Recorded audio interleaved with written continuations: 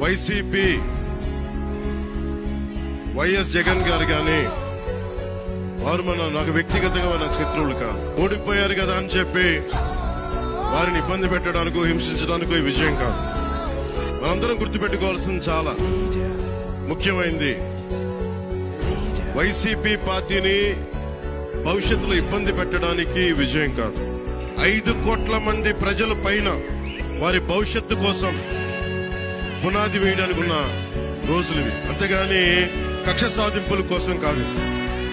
మనందరం ముఖ్యంగా జనసేన పార్టీ నాయకులు గాని, జనసేన మద్దతుదారులు గాని, జనసేన వీర మహిళలు గాని, జనసేన నాయకులు గాని గుర్తుపెట్టుకోవాల్సింది, ఇది కక్ష సాధింపు సమయాలు కాదు. 5 కోట్ల మంది ప్రజల కోసం పనిచేసే సమయం. 5 కోట్ల మంది